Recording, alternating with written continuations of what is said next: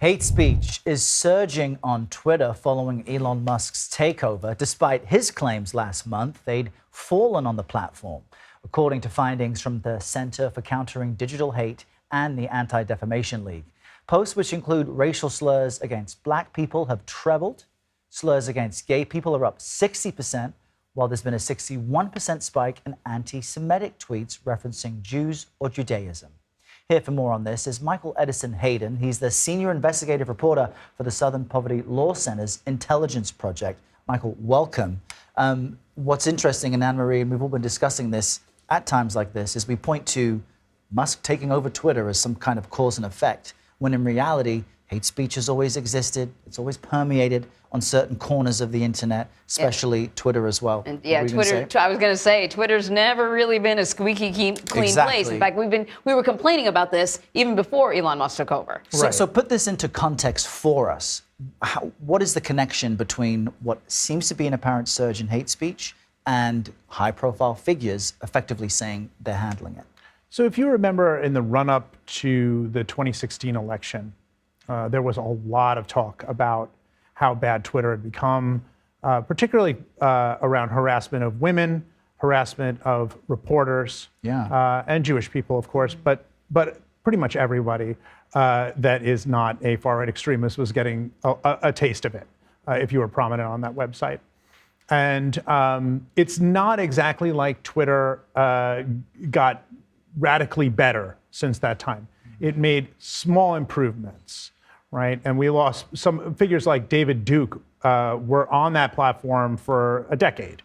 So that's a really long time. That's a lot of leash to give somebody like David Duke, who is just obviously a white supremacist, who is the caricature of a white supremacist, essentially.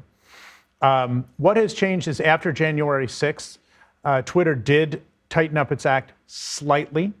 They still left many of the figures who were responsible for pushing disinformation during the Stop the Steal events on the platform, but they made small changes in the right direction.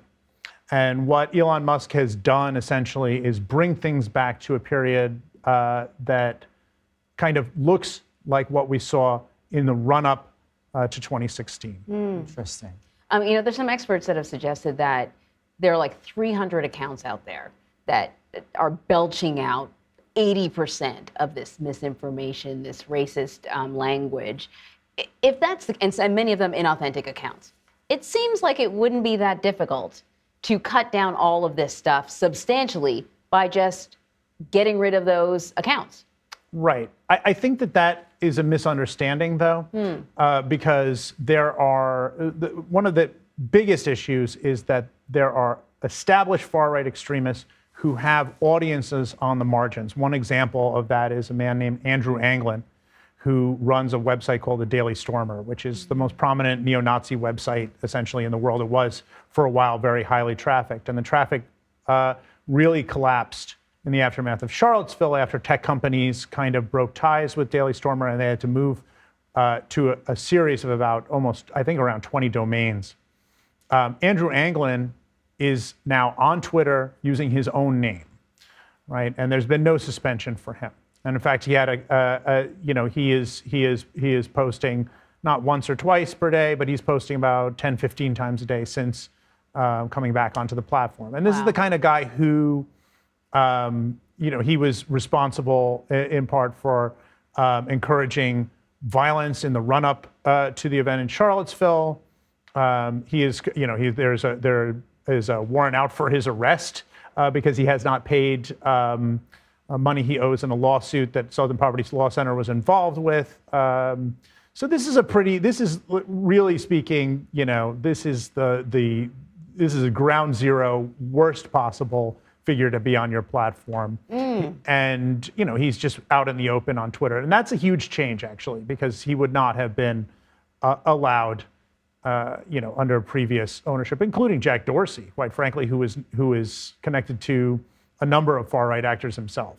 But let me ask you this then, because the argument is if we allow this stuff to bounce around on Twitter, it then shows up in the real world. Hate crimes against people, innocent people. In your view, does it mean that we need to content moderate more or let the racists be seen out in the open, named, and so we can see them so that the world understands who we're dealing with. What's your take? So, I think it's very important to understand that Twitter is not some sort of ideal free speech platform. It does not function that way. It is a gamified platform meant to instill feelings of addiction in people. There's been a lot of studies that show it exacerbates mental illness, and it's meant to keep you on the platform, to keep you engaging with things. Furthermore, the things that reach the top of your feed may not necessarily be the things that in a public square where you and I are talking are the things that are most interesting to you. They are the things that are most inflammatory in this gamified setting, heavily gamified Gets setting. the most interactions. The algorithms amplify It's a this game. stuff. It's a game. It's not a town hall. I think that's really important to understand, because if you are putting like limitless racist speech on there, and the algorithm is sort of pulling people to the right, anybody who comes on there with rightward leanings is going to eventually be exposed to much more extreme material. And as they're exposed to more extreme material, people are getting radicalized. And we've seen that repeatedly. There are countless examples of that. A lot of the terrorists over the last, during the Trump era, are people we see who start maybe with some reactionary views, and then they get deeper and deeper into this stuff over time, and then next thing you know, they turn up as a news story. So that is a phenomenon that is real, and it is not.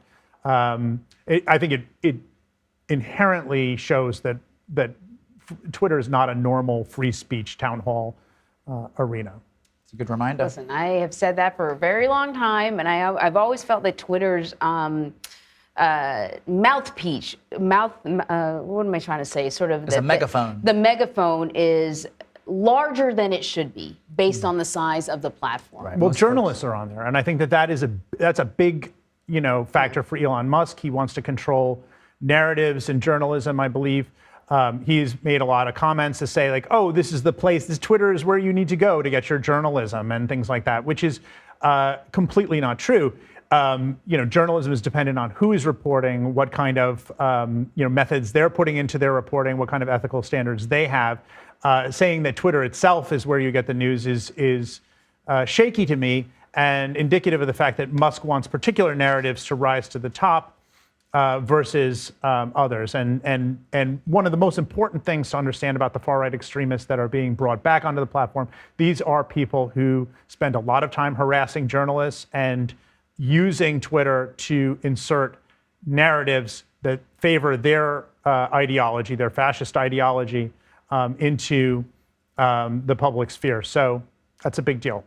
Michael Edison, thank you. Michael Edison Hayden, thank you very much.